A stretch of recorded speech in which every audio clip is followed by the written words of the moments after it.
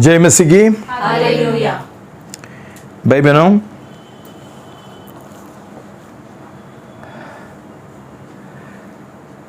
आज का वचन पढ़ेंगे 2 कुरिन्ती 5:17 से 18 और गलती 6:15। 2 Corinthians 5:17 and 18a part, Galatians 6:15। 2 कुरिन्ती 5:17-18 का अ वाला भाग पढ़ेंगे और गलातियों 6:15 सब साथ में। इसलिए यदि कोई मसीह में है तो वह नई रचना है, पुरानी बातें बीत गई, देखो नई बातें आ गई हैं।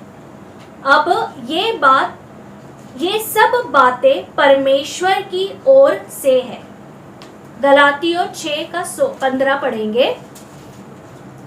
क्योंकि खतना या नहीं खतना कुछ नहीं है, सिर्फ नई रचना। प्रार्थना करेंगे।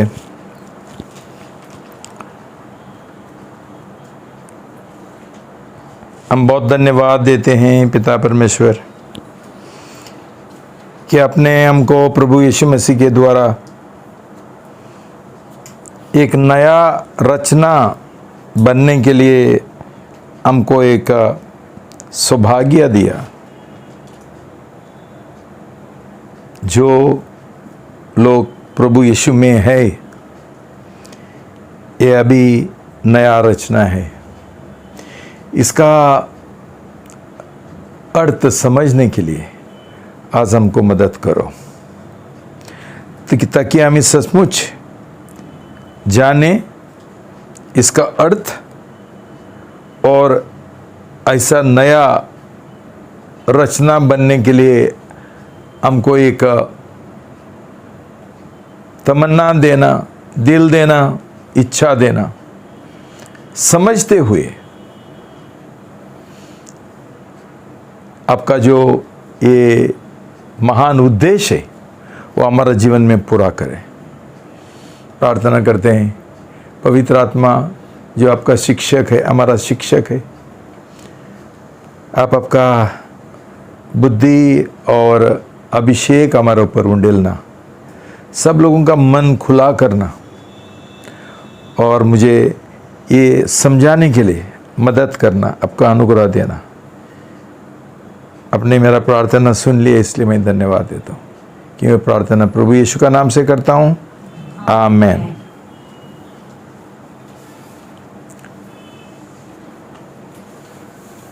नई रचना। भाई बहनों, हमने प्रभु का वचन से पढ़ा है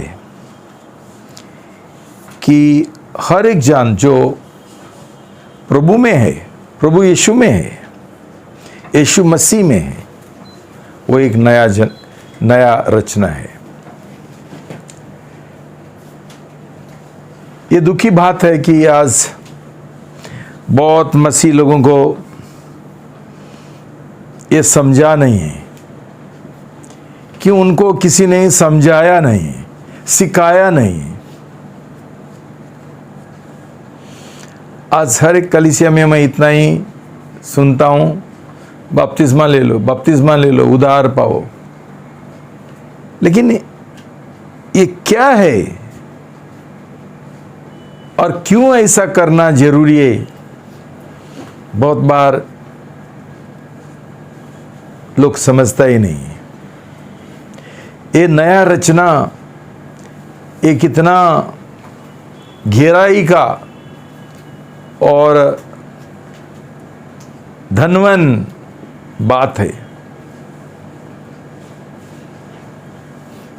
क्यों ये हम नहीं समझेंगे तो हम नामदारी मसीह बनेंगे, धार्मिक मसीह बनेंगे, दुनियादारी मसीह बनेंगे, दुनियादारी विश्वासी बनेंगे। मुझे बहुत दुख होता है कि आज ऐसा ही ज़्यादा से ज़्यादा मसीह लोग हर एक कलीसिया में है। क्यों ये नई रचना, इसका मतलब क्या है और कैसा नया रचना बनना है ये समझा नहीं। क्यों? उसमें इतना सारा आशीष है, इतना सारा उसके द्वारा परमेश्वर ने हमारे लिए उपलब्ध किया है, ये हम नहीं अपनाना पाएंगे क्यों? हमको कुछ मालूम ही नहीं है। हम आज ये प्रार्थना करेंगे, प्रभु हमारा दिल खोल दो, हमारा आंखें खोल दो। यीशु का नाम से हर एक जो शैतान का झूठ और बकवावत है वो मैं बांध देता हूँ। सच्चाई का आत्मा आप हमारे ऊपर आ जाना और हमको सिखाओ और हमको समझाओ। भाई बहनों, खाली दो संभवता है, कोई प्रभु यीशु मसीह में है और प्रभु यीशु मसीह में नहीं है। प्रभु यीशु मसीह में हम कभी होंगे जब भी हमारा उद्धार होता है, जब भी हमारा नया जन्म होता है, हम नया रचना बनते हैं। पुराना बातें सब बीत गया और सब कुछ अभी नया हो गया। भाई बहनों, आज मार्केट में जब भी ये लोग उनका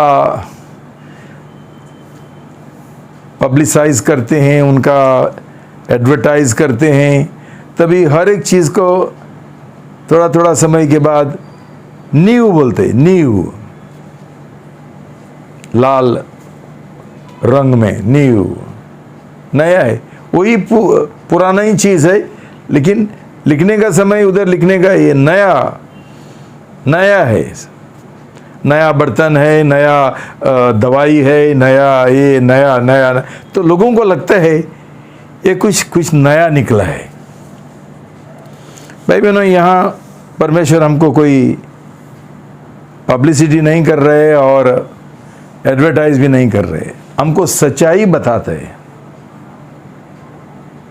कि ये सचमुच एक नई चीज़ है।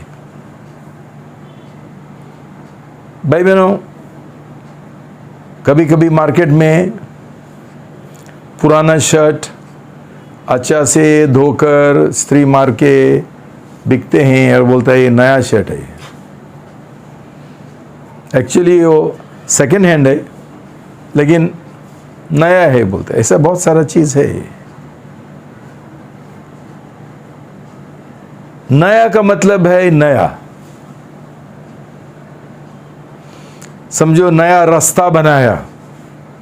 जब भी नगर पालिका पैचवर्क करता है, पैचवर्क, इधर थोड़ा मट्टी इधर थोड़ा ये, वो नया रास्ता नहीं बनता है। रास्ता कभी है नया जब भी सब खोद के सब कुछ नया डालते हैं, उसमें कोई मिलावट नहीं है। तो भाई बहनों, ये पैचवर्क नहीं है। ये क्यों पैचवर्क नहीं हो सकता है? क्यों? ये काम जो परमेश्वर हमारे जीवन में करना चाहता है, नया जन्म का,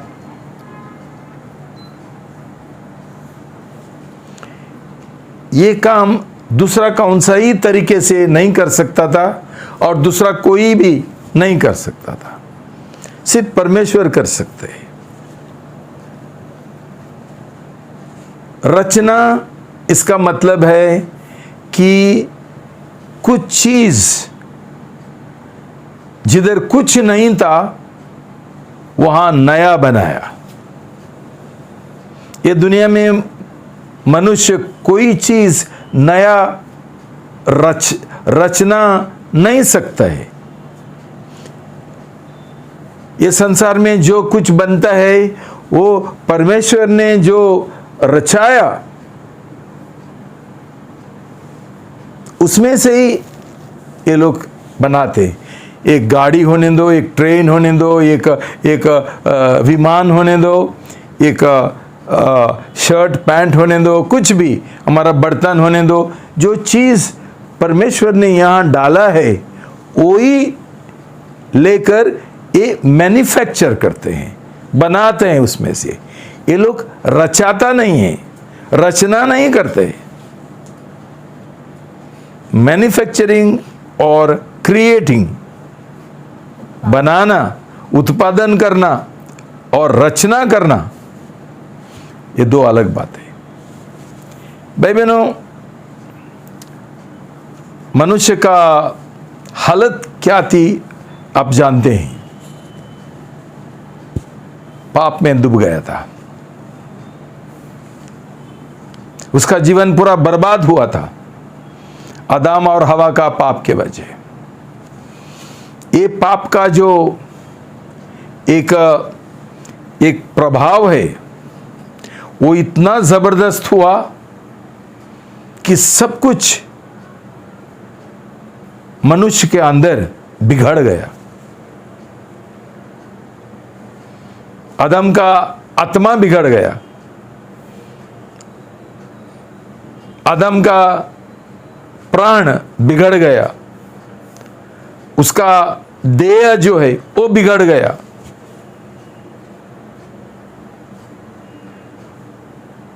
शायद आदम कभी नहीं मरता था।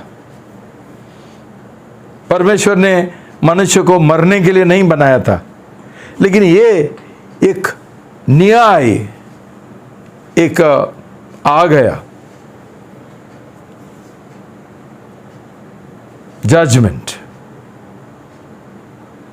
What is judgment? न्याय मनुष्य का पाप के लिए।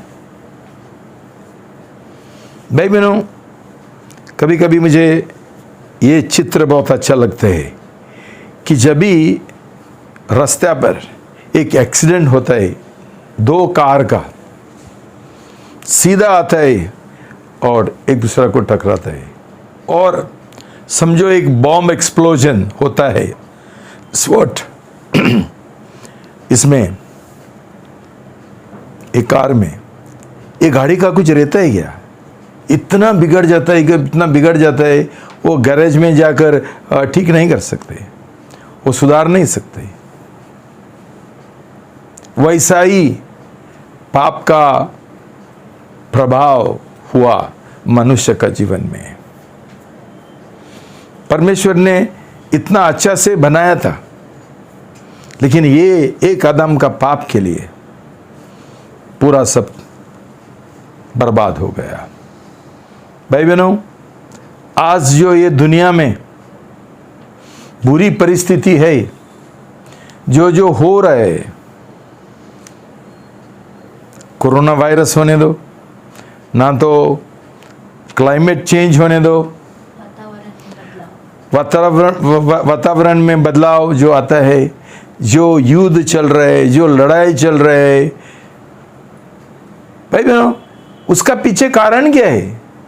उसका पीछे जो सोता है वो क्या है?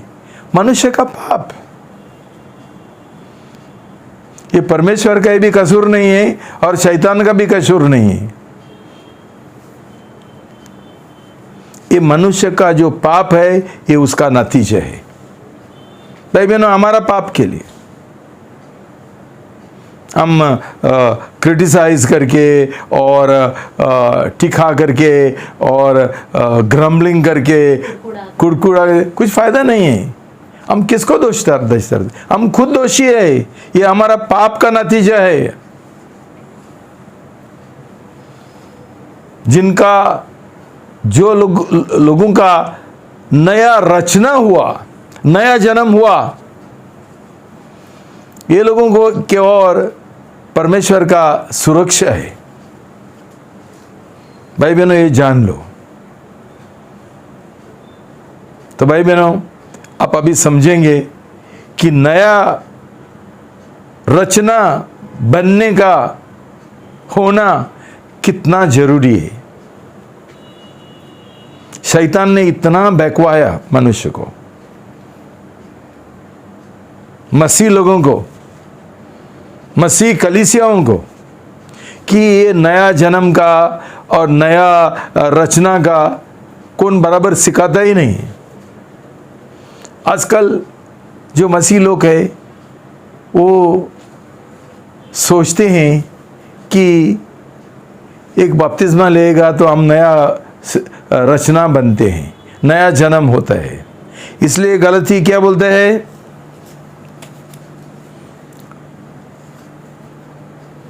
खतना ओ नहीं खतना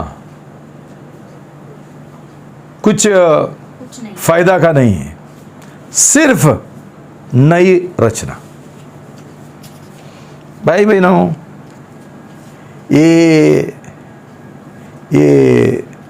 गलत बपतिस्मा जो हो रहा है आज हर एक कलीसिया में, इसका नतीजा ये है कि हमारा लोगों का उद्धार नहीं हुआ, नया जन्म नहीं हुआ, बेकार मसीह है। उनका जीवन में कुछ नया नहीं है, कुछ बदला नहीं है, कुछ परिवर्तन हुआ नहीं है, कोई उनका जीवन में कुछ नया चीज देखता ही नहीं है। जैसा था पहला उनका जीवन में वैसा ही अभी है और ऐसा ही होगा हमेशा के लिए। ये हमारा हालत है। हमको कोई देखेगा, कोई बोलेगा नहीं कि ये प्रभु यीशु का जैसा है, समान है उनका जीवन, कोई बोलेगा ही क्या? सोच लो भाई बहन, जांच लो। क्यों? ये काम सिर्फ परमेश्वर कर सकते हैं। ये पूरा नया है, अंदर से, भीतर से, ये बाहर का पैचवर्क नहीं है। जब भी हम सही पश्चाताप नहीं करते हैं, हम सही निर्णय नहीं करते हैं, हम कोई मन्नत नहीं करते हैं, हम कोई सही करार नहीं करते हैं, ऐसा ही बपतिस्मा लेते हैं, शायद झूठ बोल के, पाप छुपा के। क्या होने वाला है ऐसा बपतिस्मा के द्वारा? ये परिवर्तन रीति रिवाज के द्वारा नहीं होता है कि हमने ये किया, विधि किया, ये रीति रिवाज किया, बपतिस्मा किया, हमने मन्नत किया। ये युद्ध लेख सोचते थे कि उन्होंने ये लोग ये करते थे, खतना करते थे, इसलिए ये लोग बहुत स्पेशल है। नहीं भाई बहनों, जब भी आदम का जीवन पूरा बर्बाद हो गया, तभी हमारा अंदर से परिवर्तन होने के लिए, एक नया हमको रचना बनाने के लिए परमेश्वर ने उसका इकलौता पुत्र प्रभु यीशु मसीह को भेज दिया। क्यों? ये पाप का जो बात है वो दूसरा तरीका नहीं था सुधारने के लिए, वो पहला मिटाने का था, उसका दाम चुकाने का था। जो पाप हुआ वो पाप का एक बलिदान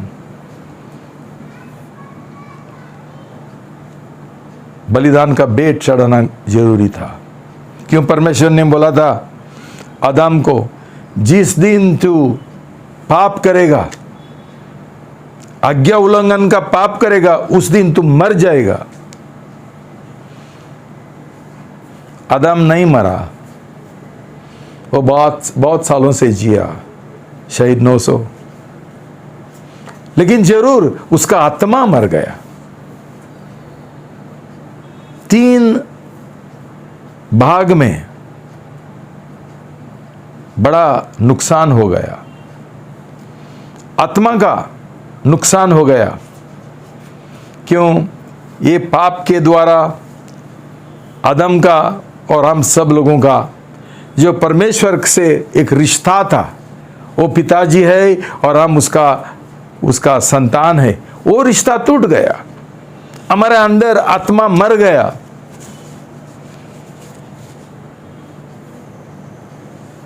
हम उसका संतान थे।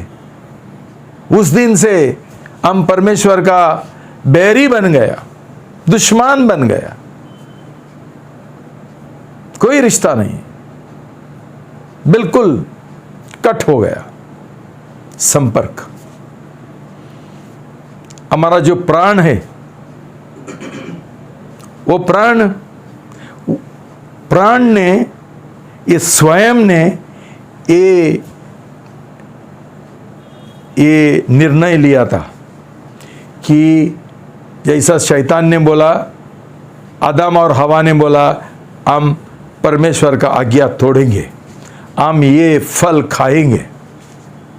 जैसा हमारा जो स्वयं है, प्राण है, उसने निर्णय लिया, तो हमारा प्राण के अंदर ये एक शैतान का आत्मा आ गया, विद्रोही आत्मा आ गया, आज्ञा उल्लंघन का आत्मा आ गया।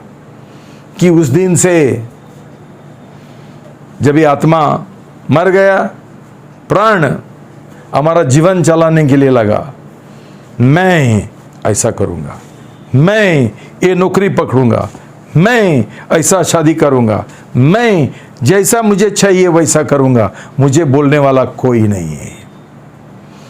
आज मनुष्य स्वाभाविक तौर से किसी के नीचे, किसी के अधीन नहीं रहना चाहता है, कि उसके अंदर वो विद्रोही स्वयं है, व्यक्ति है अंदर, जो आदम का पाप के द्वारा पैदा हुआ है।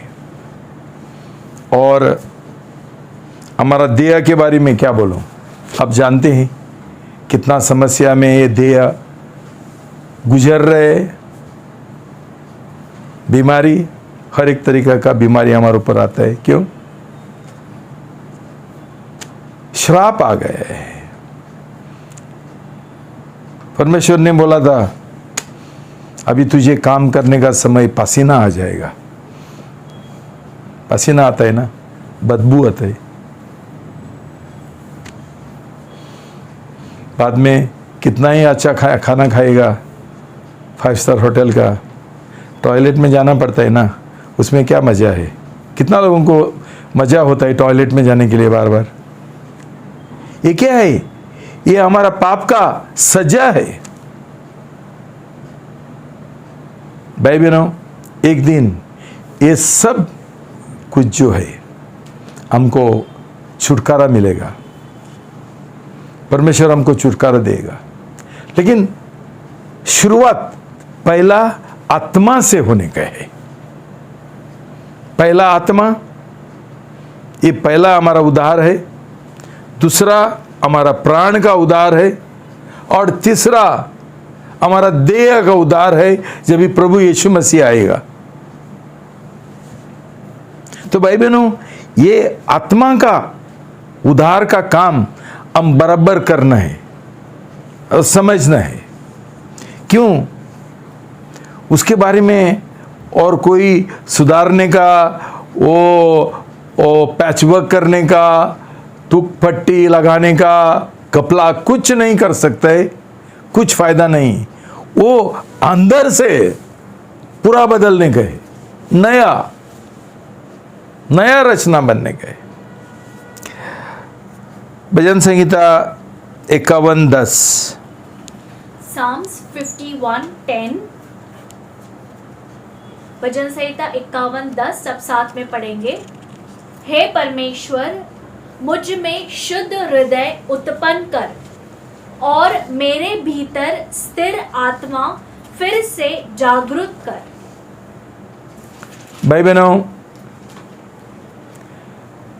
दाऊद राजा ने 2 पाप किया था। एक पाप था कि उसने बत्शेबा, एक औरत के साथ, जो शादीशुदा औरत थी, उसके साथ व्यभिचार किया था। और ये व्यभिचार करने के लिए उसने बत्शेबा का जो पति है उसको युद्ध में मार डाला।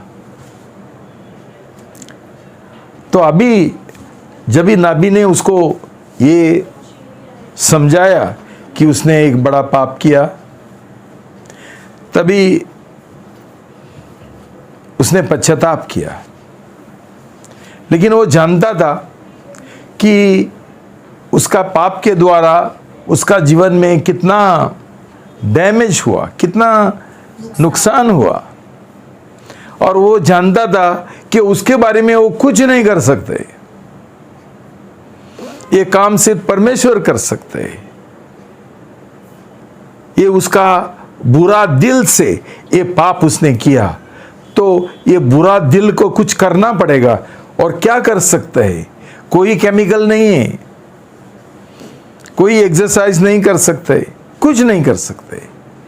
परमेश्वर ने उसको नया दिल देने का था, इसलिए वो ये प्रार्थना करते हैं कि परमेश्वर मुझे एक नया और शुद्ध दिल दे दो, मुझे पूरा सफाई करो। मेरा दिल का और आत्मा का एक ही मतलब होता है। भाई बहनों, वैसा ही नुकसान हर एक मनुष्य का जीवन में हुआ है। क्यों? हम सब लोग आदम हवा का हम संतान है, हम उसका वंश है, और ये पाप हमको सब लोगों को लागू हुआ, और सब लोगों का जीवन में ये पाप का प्रभाव हुआ, असर पड़ा, और नुकसान हो गया। तो भाई बहनों, अभी परमेश्वर हमको नया रचना करना चाहता है। तो अभी हम थोड़ा देखेंगे पुराना जूना रचना कैसा हुआ था। नया रचना है और दूसरा रचना है, तो पहला भी एक रचना था। नया है तो पुराना भी एक है। और ये समझने के लिए हम उत्पत्ति 2:6-7। जेनेसिस 2:6-7, उत्पत्ति 2:6-7 पद साथ में पढ़ेंगे। परंतु पृथ्वी से कुहरा उठता था, जिससे भूमि की सारी सतह सींच जाती थी। तब यहोवा परमेश्वर ने आदम को भूमि की मिट्टी से रचा और उसके नथनों में जीवन का श्वास फूंका, और आदम जीवित मनुष्य बन गया। भाई बहनों, ये काम पहला ही मैं तुमको बोलना चाहता हूँ कि जेनेसिस उत्पत्ति 1:1 में दिया है। उत्पत्ति 1:1, जेनेसिस 1:1, आदि में परमेश्वर ने आकाश और पृथ्वी की रचना की। देखो भाई बहनों, उधर जिधर परमेश्वर लिखा वहाँ इब्रानी भाषा में एलोहिम लिखा, और एलोहिम का मतलब क्या है कि वो अनेक वचन है, प्लूरल है, मतलब भगवानों ने, परमेश्वरों ने। और जब भी वो क्रियापद है और वहाँ लिखा है रचाया, ये एक वचन है। तो इसके द्वारा हम एक महान सच्चाई सीख सकते हैं कि परमेश्वर है तीन जन, बाप, पुत्र और पवित्र आत्मा। तीन ही जन एक काम में शामिल थे, लेकिन किसने एक किया काम? सब शामिल थे, जुड़े हुए थे। ये काम त्रिएकता का दूसरा जो जन है, परमेश्वर का पुत्र, जिसको अब अभी हम उसको यीशु मसीह बोलते हैं, उसने किया। आप यूहन्ना का सुसमाचार में पढ़ सकते हैं। यूहन्ना 1, यूहन्ना 2 और 3 लगते हैं। जॉन 1, 2 and 3, यूहन्ना 1, 2 और 3 सब साथ में पढ़ेंगे।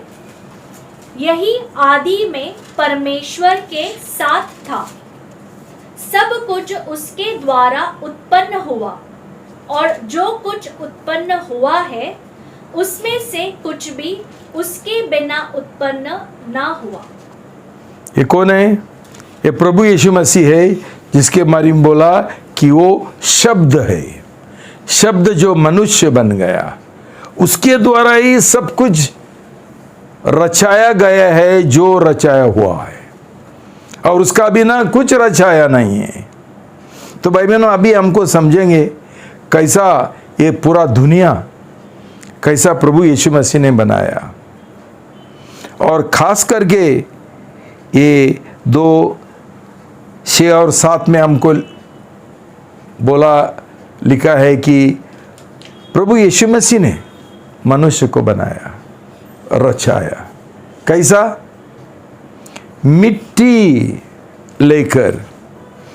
भाई बहनों, मिट्टी नीचे रहती है, तो प्रभु यीशु मसीह झुक गया, और वहां तभी बारिश नहीं गिरा था, लेकिन वो मिस्त, क्या बोलते हैं उसको, ओके, ओस आता था उस समय, और पूरा इसको ठंडा करता था, गिला करता था। उहारा, ओश, कुछ भी तो गिला करता था। तो ये मट्टी गिली हुई थी। वो गिली हुई मट्टी का परमेश्वर का पुत्र ने एक ये बनाया, पुतला जैसा बनाया, उसको उधर गाना में, और एक तस्वीर जैसा बनाया मट्टी का, क्ले, उसको आकार दिया, आंखें बनाया, कान बनाया, नाक बनाया। ये बाहर का बात कर रहा हूं, और अंदर। और उसके बाद उसने क्या किया? और झुका, और झुक के क्या किया? उसने उसका नथनों में उसका श्वास डाला, सांस डाला, फूका, और उसी समय वो एक जीवित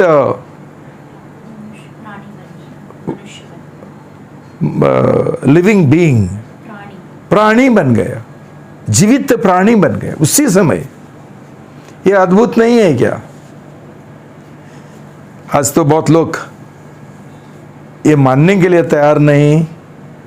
ये लोग बोलते हैं मदर नेचर। अभी मदर नेचर क्या है मुझे मालूम नहीं है।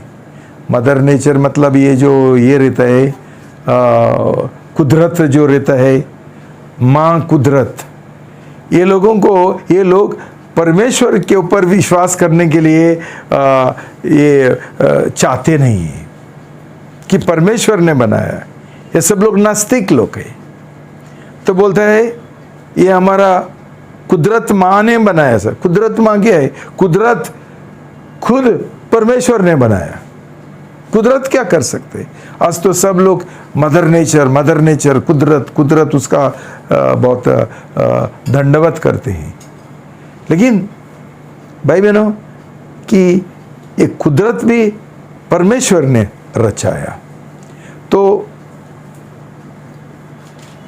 मनुष्य को परमेश्वर ने बनाया। भाई बहनों, एक एक चीज़ हम देखने के लिए जाएगा तो एक आँख, जो हमारा आँखें हैं, एक आँख में 3 करोड़ और तो ये कुछ ये है चीज़ है। कौन बना सकते हैं? पागल हो गए हैं सब लोग कि ऐसा ही सब कुछ होता है क्या? परमेश्वर नहीं रचाएगा, ये संसार में कुछ भी नहीं हो सकता है। कितना अद्भुत रीति से परमेश्वर ने ये पूरा जो यूनिवर्स है, वो सब जगत है, वो उसने बनाया पूरा।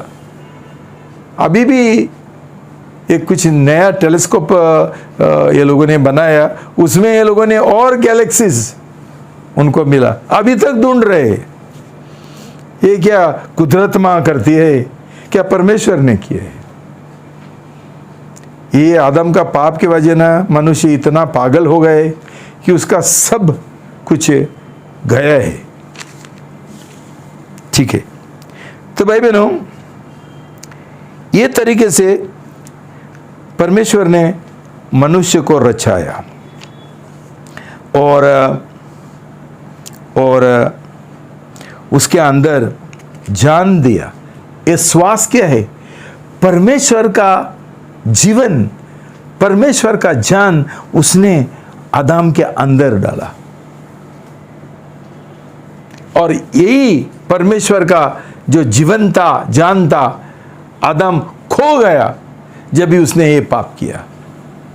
सब कुछ खो गया, उसका आत्मा मर गया। भाई बहनों, ये सब कुछ जब भी हुआ तभी परमेश्वर ने हमारा इतना प्रेम किया कि उसने हमको छोड़ा नहीं। जैसा एक गाड़ी जो एक्सीडेंट होता है, ये किधर फेंक देते हैं? बंगार, उसको जंकयार्ड बोलते हैं। मैंने ये जंकयार्ड इधर गल्फ में देखा है कि उधर कोई कुछ रिपेयर नहीं करता है, नया गराज बिराज कुछ नहीं है, सीधा फेंकने का। हमको भी फेंक सकता था, क्या किया मनुष्य ने? लेकिन उसने नहीं किया, उसने हमारा प्रेम किया। ये जो जंक है, ये जो भंगार है, उसका प्रेम किया। और ये जो भंगार है, उसके लिए उसने जान दिया, लहू बहाया।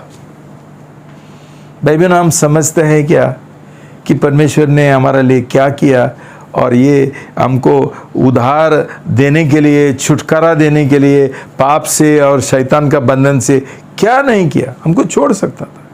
और देखो आज मनुष्य का जो बर्ताव है, अभी तक सच्चा परमेश्वर कौन है ये नहीं जानता है। अभी भी मूर्तियों बना के उनका दंडवत करते हैं।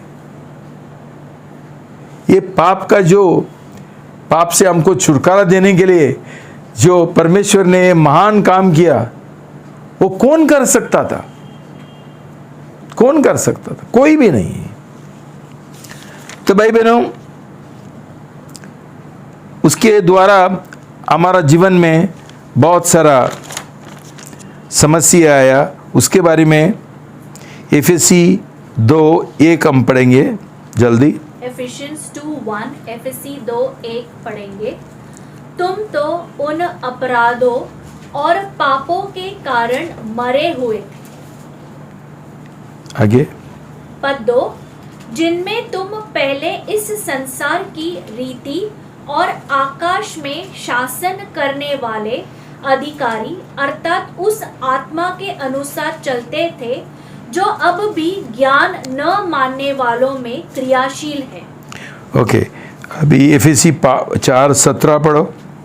एफिशियंस 4:17, इसलिए मैं कहता हूँ और प्रभु में तुम्हें चेतावनी देता हूँ कि जिस प्रकार गैर यहूदी अपने मन की अनर्थ रीति पर चलते हैं, तुम आगे को वैसा न चलो।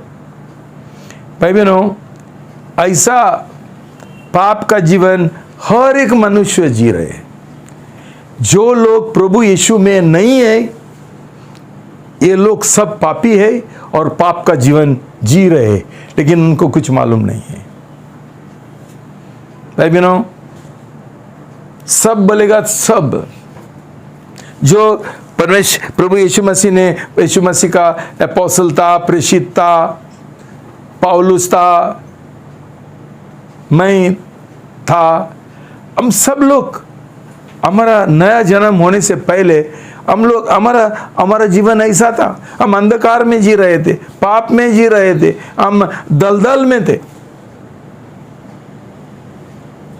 प्रभु यीशु मसीह ने हमको ये दलदल से निकाला है। भाई बहनों, आज भी मैं प्रभु को धन्यवाद देता हूँ। मुझे याद आता है मेरा खुद का, कभी मैं एक नया रचना बन गया, मेरा नया जन्म हुआ। भाई बहनों, हमारा क्या है कि हम लोग बहुत चीज़ों में हम सफलता पाते हैं।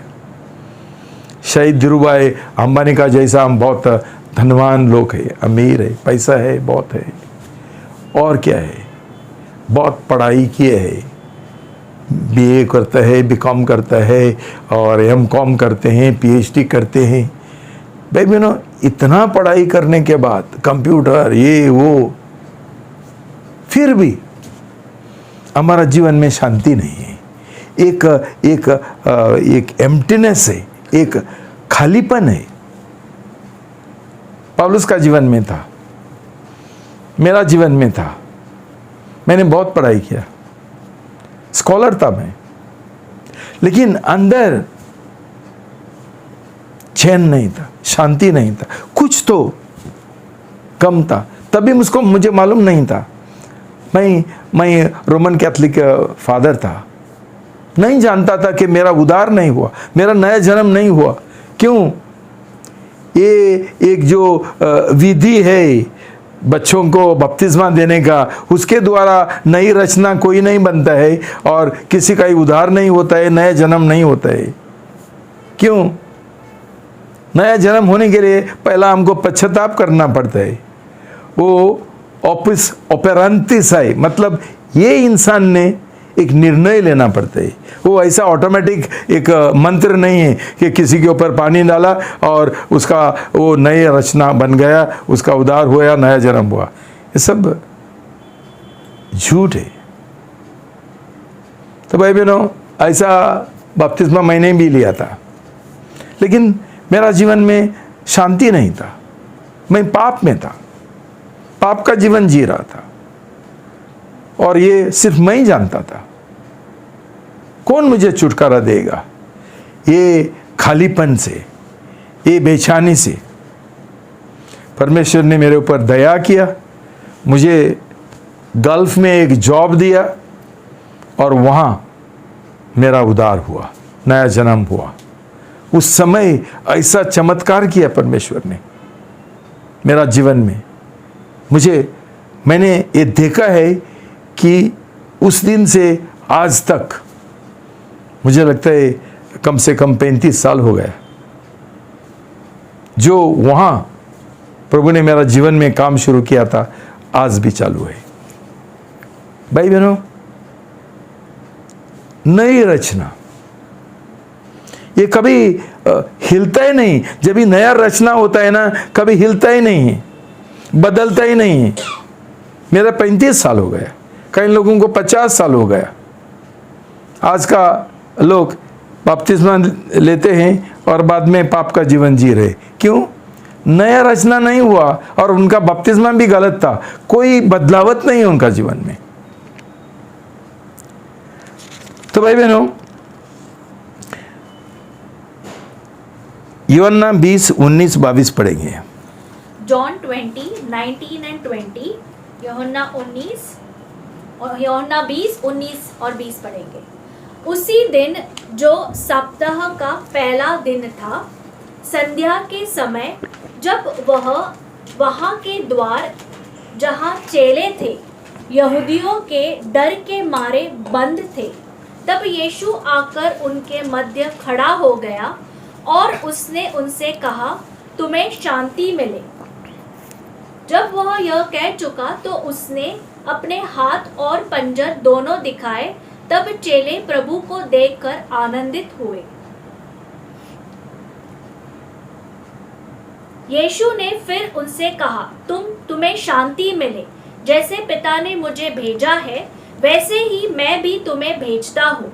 और जब वह यह कह चुका तो उसने उन पर फूंका और उनसे कहा, पवित्र आत्मा लो। भाई बहनों, उसका पुनरुत्थान होने के बाद, पहला जो पुनरुत्थान का रविवार है, उस दिन प्रभु यीशु वो जो ऊपर अपर रूम था वहाँ उनको मिलने के लिए गया कि उसका शिष्य जो है प्रेषित जो है उधर इकट्ठा हुए थे। उनका बीच में जाके उसने उसका पंजा दिखाया और उसका जो ये घाव भी दिखाया, दिल का इधर जिधर बाला मारा था। क्यों दिखाया? उनको ये साबित होने के लिए कि वही व्यक्ति है जो उन्होंने देखा था क्रूस के ऊपर उसको मारा था, वही उनका प्रभु है, वही उनका मालिक है। उसका पुनरुत्थान हो गया और अब उनका सामने है एक नया मनुष्य, एक नया देह लेकर, आत्मिक देह लेकर वो उनका बीच में खड़ा था। और उसने क्या किया मालूम है? उनको बोला मैं मेरा शांति तुमको देता हूं। और उसके बाद क्या किया उसने? पढ़ो पद 22। और जब वह यह कह चुका तो उसने उन पर फूंका और उनसे कहा, पवित्र आत्मा लो। फूका। जब भी पहला रचना परमेश्वर ने किया, बनाया, तभी क्या किया था? तभी भी फूका था। सांस, श्वास परमेश्वर ने आदम का जो ये है नॉस्ट्रिल्स है, नथनों में फूका था। और उस समय परमेश्वर ने उसका जो दिव्य, दैविक, ईश्वरीय जीवन जो है उसके अंदर डाला था और वो मनुष्य बन गया। इस समय अभी प्रभु यीशु मसीह जो वहां किया था उत्पत्ति में, आज प्रभु यीशु मसीह फिर एक बार कर रहे हैं। उनको बोलता है पवित्र आत्मा को लो। और उसने उनके ओर फूका। भाई बहनों, वहाँ जो शब्द लिखा है यूनानी भाषा में, वो शब्द ऐसा है, उधर का शब्द नहीं है जो इब्रानियों में है उत्पत्ति में। यहाँ दूसरा शब्द है। और ये शब्द का मतलब क्या है ना, कि जैसा हम फ्लूट बजाते हैं ना, फ्लूट बजाने के लिए क्या करना पड़ता है? बांसुरी। क्या करना पड़ता है? फूकना पड़ता है। फूकने के लिए क्या करना पड़ता है? वो जो बांसुरी है वो मुंह में डालना पड़ता है। वो शब्द वापरा। इसका मतलब क्या है? प्रभु यीशु मसीह ने, मुझे लगता है, ऐसा नहीं बोला कि फूंक मारा। मैं विश्वास करता हूं वो एक एक जन का पास जाके जैसा आदम के अंदर उसने फूका था, वैसा ही एक एक उसका जो शिष्य था, प्रेषित था, उसके अंदर उसने उसका जीवन, ये नया पुनरुत्थान का जीवन उनके अंदर फूका। एक एक जन उनको मुंह लगा के, उनका ओंठों को उसका मुंह लगा के फूका, पवित्र आत्मा ले लो, पवित्र आत्मा ले लो, पवित्र आत्मा ले लो। मतलब क्या है? क्या हो गया? ऐसा करते हुए उनका नया जन्म हो गया, नए रचना हो गया। क्यों? तब तक ये लोगों का नया जन्म नहीं हुआ था। क्यों? नया जन्म होने के लिए प्रभु का वचन बोलता है, आप लोग जानते हैं, रोमी 10 में उधर लिखा है कि जो प्रभु यीशु मसीह को कबूल करेगा और ये कबूल करेगा कि वो प्रभु है और वो मौत से जी उठा है, ये विश्वास उनको नहीं था। क्यों? तब तक प्रभु यीशु मसीह मरा नहीं था और जी नहीं उठा था। पुराना करार में नबूवतों के द्वारा, अलग अलग भविष्यवाणी के द्वारा कि ऐसा होने वाला है करके जाहिर किया था, घोषित किया था, लेकिन अभी वो जो नबूवत थी ये अभी पूरा हो गया। तो ये लोग, पुराना करार का लोग, वो घटना के लिए इंतजार कर रहे थे आगे।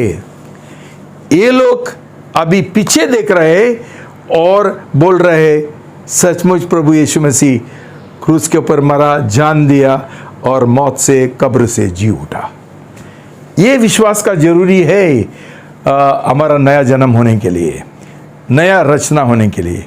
और उस समय उन्होंने ये विश्वास किया यीशु मसीह को, उनका जीवन का पहला, ये लोग सिर्फ प्रभु प्रभु बोलते थे, अभी उन्होंने उनको स्वीकार किया, जीवन का मालिक बनाया और ये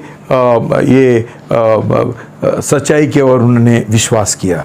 भाई बहनों, ये हमको दिखाता है हम कैसा हमारा नया जन्म होने का है और कैसा हम नई रचना हो सकता है। उसी समय, उसी दिन भाई बहनों उनका नया जन्म हुआ, नई रचना हो गया। और उसके बाद में ये लोगों ने पवित्र आत्मा को पाया। भाई बहनों, ये दो महत्वपूर्ण नींव है मसीह जीवन का, हमारा उद्धार का, जो हम लापरवाही करते हैं। भाई बहनों, लापरवाही करते हैं। इसके लिए कोई मसीह नई रचना नहीं बनता है। ये सब पैचवर्क है, तुक पट्टी, चले जाते, निकल जाते, तो कुछ भी ऐसा करके लगाते चले जाते। हमारा मसीह जीवन, विश्वासी जीवन ऐसा ही है। हम प्रभु यीशु यीशु बोलता है, लेकिन हमारा दिल में नौकरी का प्रेम और पढ़ाई का प्रेम, माँ बाप का प्रेम और शादी का प्रेम, यही चलता है। हमारा नया जन्म नहीं हुआ है। हम लोग ऐसा ही नाटक कर रहे हैं, चर्च में जाता है, मीटिंग हो जाता है, लेकिन जीवन का बदलावत नहीं हुआ है। भाई बहनों, एक लास्ट चीज़ मैं तुमको बताना चाहता हूँ। जैसा मैंने बोला था,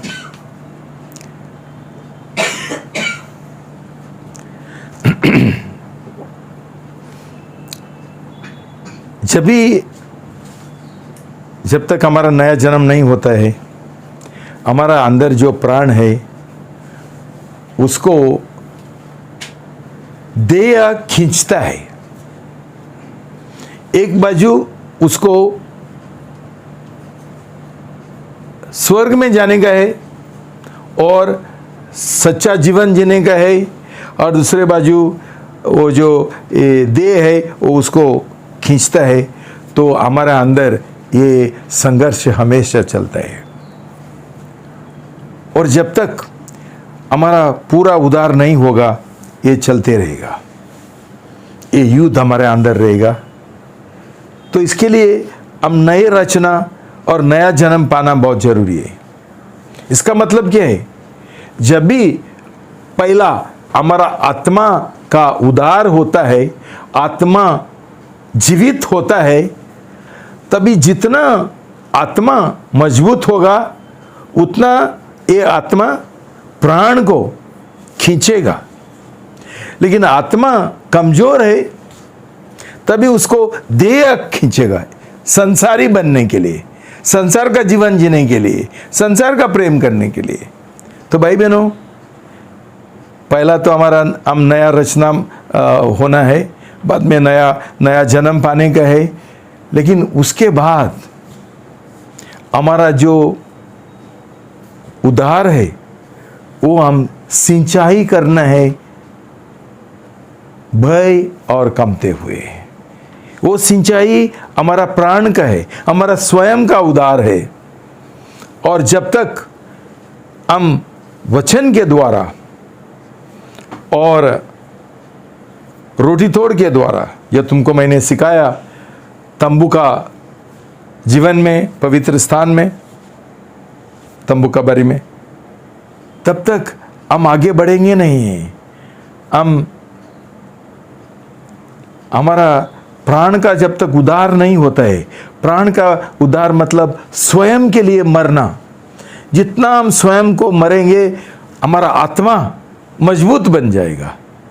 परमेश्वर वो आत्मा मजबूत करेगा, उसका दिव्य जीवन और प्रेम उसके अंदर डालते हुए। लेकिन इसका क्लाइमैक्स क्या है, अंत क्या है?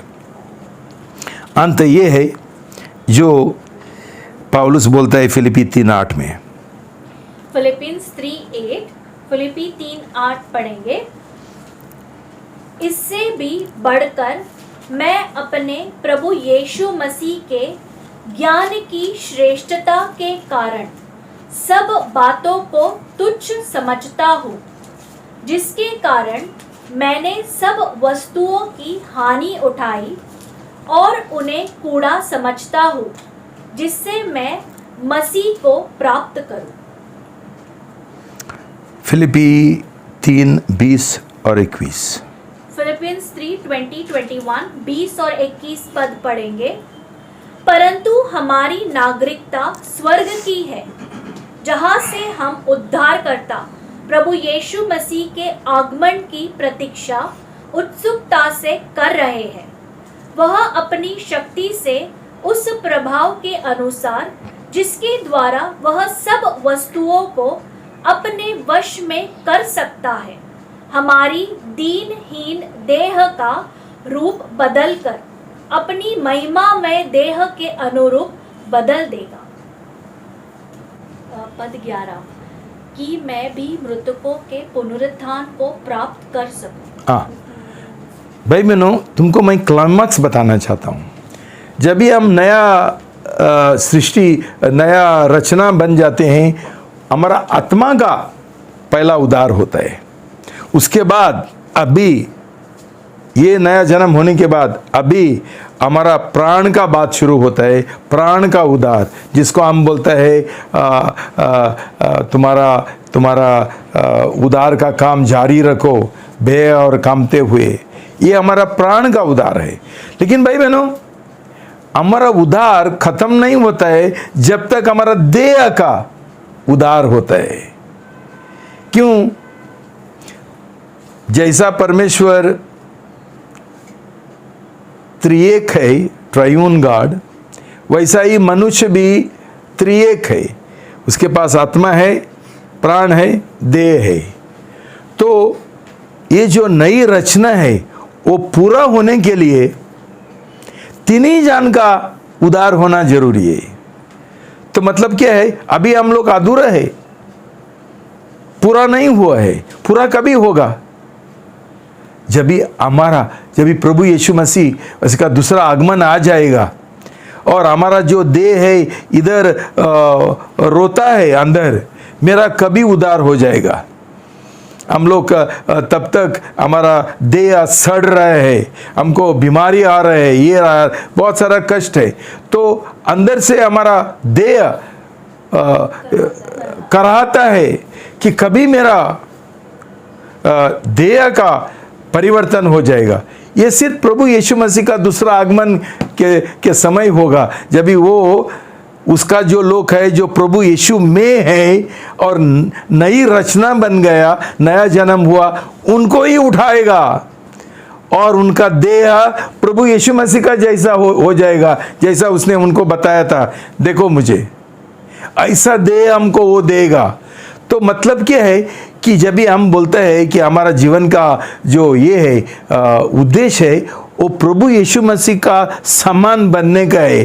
समान मतलब क्या है? आत्मा में, प्राण में और देह में। ये अभी तक बाकी है। लेकिन भाई बहनों, हम उसका आगमन का हमको इंतजार नहीं है, हम तरसता ही नहीं है। तो और हमारा उद्धार का काम हम जारी नहीं रखते हैं, तो प्रभु यीशु मसीह जब भी आएगा तो हमको कैसा उठा लेगा? हमारा पुनरुत्थान कैसा होगा? जैसा प्रभु यीशु मसीह का हुआ, उसका समान बनने का है। तो पुनरुत्थान भी हमारा जीवन में होना है ना। हमारा ये जो देह है वो बिल्कुल प्रभु यीशु मसीह का जैसा हो जाएगा।